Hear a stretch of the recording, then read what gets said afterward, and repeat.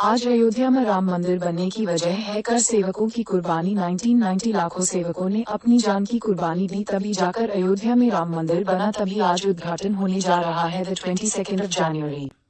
राम मंदिर बनने से पहले की कहानी आप देख सकते हैं इस वीडियो में। जय श्री राम। तुम भी। हम परसों कार सेवकों का एक जत्था लिए अयोध्या जा रहे हैं। 10-12 लोगों के लिए पूरी सब्जी बना देना।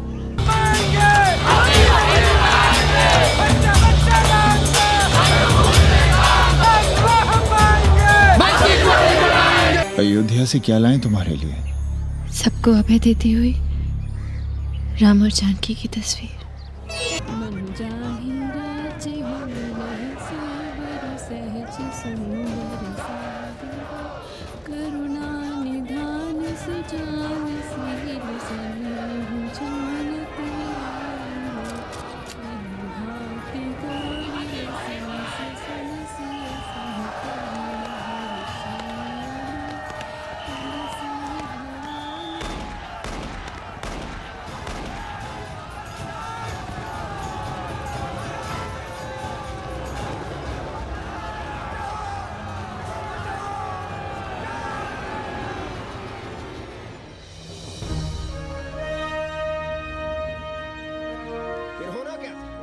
सरयू खून से लाल हो उठी, पर मस्जिद पर भगवा लहराया। चार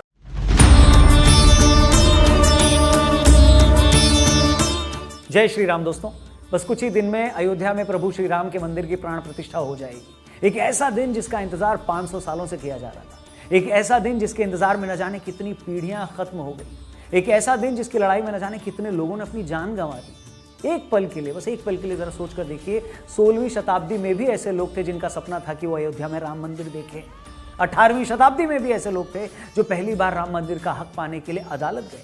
आज से 150 साल पहले अयोध्या में लोगों ने राम मंदिर की लड़ाई में अपनी जान गंवाई। ऐसे भी लोग थे जिन्होंने अपनी लाइफ के 50 साल राम मंदिर के लिए कोर्ट की लड़ाई में बिता दिए।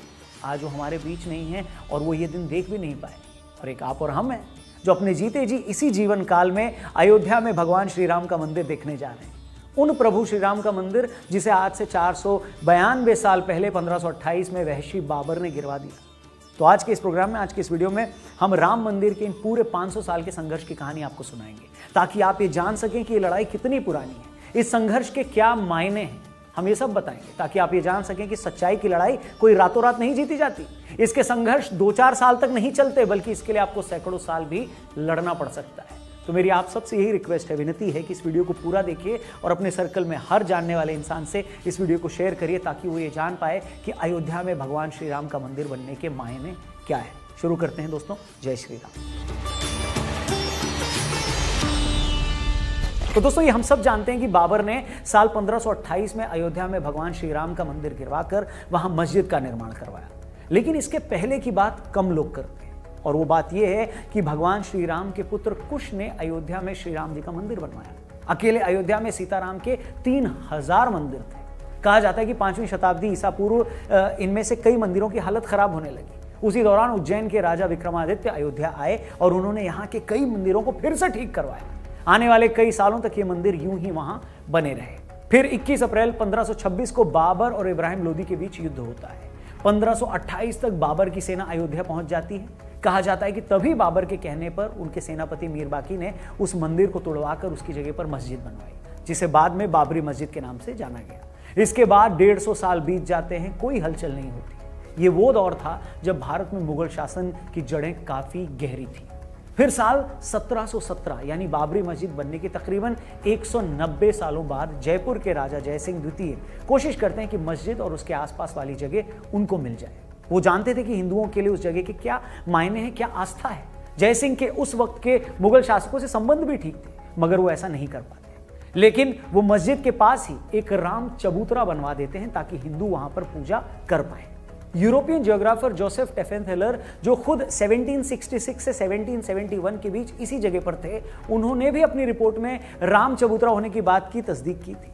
ये वो वक्त था जब मुसलमान मस्जिद के अंदर नमाज पढ़ते थे और हिंदू बाहर राम चबूतरे पर पूजा किया करते थे। मगर मंदिर गिराए जाने के 250 सालों बाद भी हिंदू इसको भूले नहीं थे।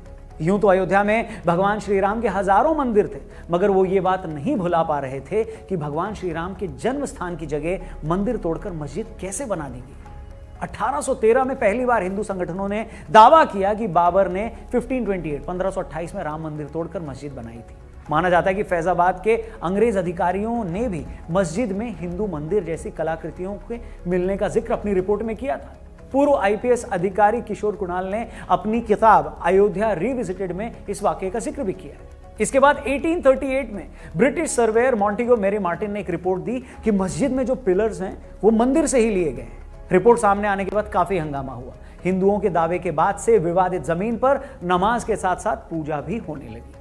1853 में अवध के नवाब वाजिद अली शाह के समय पहली बार अयोध्या में सांप्रदायिक हिंसा हुई। इसके बाद भी 1855 तक हिंदू और मुसलमान एक ही जगह पूजा और नमाज अदा करते रहे। 1855 के बाद मुस्लिमों को मस्जिद में प्रवेश की इजाजत मिली, लेकिन हिंदू अंदर नहीं जा सकते थे। ऐसे में हिंदुओं ने मस्जिद के मुख्य गुंबद से 150 फीट दूर बनाए राम चबूतरे पर पूजा करनी शुरू कर दी। इसके बाद 1885 में, यानी आज से तकरीबन 138 साल पहले, यह मामला अदालत पहुंचा। उस वक्त निर्मोही अखाड़े के महंत रघुबर दास ने राम चबूतरे पर छतरी लगाने की अर्जी दी, जिसे अदालत ने ठुकरा दिया।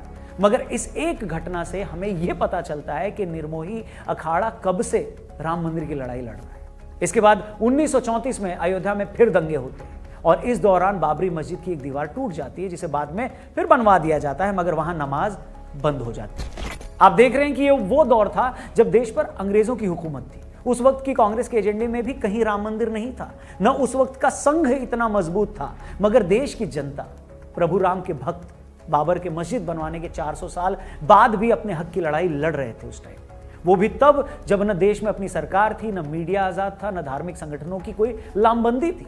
सिर्फ और सिर्फ आम राम भक्तों का वो जुनून था, वो भक्ति थी, जो अपनी जान की बाजी लगाकर भी हर दिन श्री राम जी के मंदिर के लिए लड़ाई लड़ रहे थे। इस बीच आता है साल 1947, देश आजाद हो जाता है। उस वक्त तक मस्जिद सिर्फ शुक्रवार को ही खुलती थी और राम चबूतरे पर भगवान राम की मूर्ति थी, जहां लोग पूजा करते थे। देश आजाद होते ही लोग ये मानने लगे थे कि हमें आजादी मिल गई है तो अब राम मंदिर बन ही जाएगा, मगर उस वक्त के किसी बड़े कांग्रेसी नेता की बातों से ऐसा नहीं लगता कि वो राम मंदिर बनाने या उसकी लड़ाई को लेकर गंभीर थे। उल्टे 1949 में कुछ ऐसा हुआ जिसने बहुत सारे लोगों को हैरान कर दिया। 23 दिसंबर 1949 की सुबह विवादित ढांचे के अंदर से घंटियों की आवाज आने लगती है। पता लगता है कि वहां श्री राम जी की पूजा हो रही है। हिंदू पक्ष दावा करता है कि बीते रात अचानक मंदिर में प्रभु राम की मूर्ति प्रकट हो गई। मुस्लिम पक्ष कहता है कि मूर्ति को रात के अंधेरे में जबरन रखा। घटना की जानकारी मिलने के बाद दोनों पक्ष के लोग भारी तादाद में वहां जुटने लगते हैं। मामला इतना बढ़ जाता है कि बात उस वक्त के प्रधानमंत्री जवाहरलाल नेहरू के पास चली जाती है। वो डिस्ट्रिक्ट मजिस्ट्रेट के नायर को आदेश देते हैं कि मूर्ति को वहां से हटाकर पहले जैसी स्थिति बहाल की जाए, जिस पर के नायर हाथ खड़े कर देते हैं।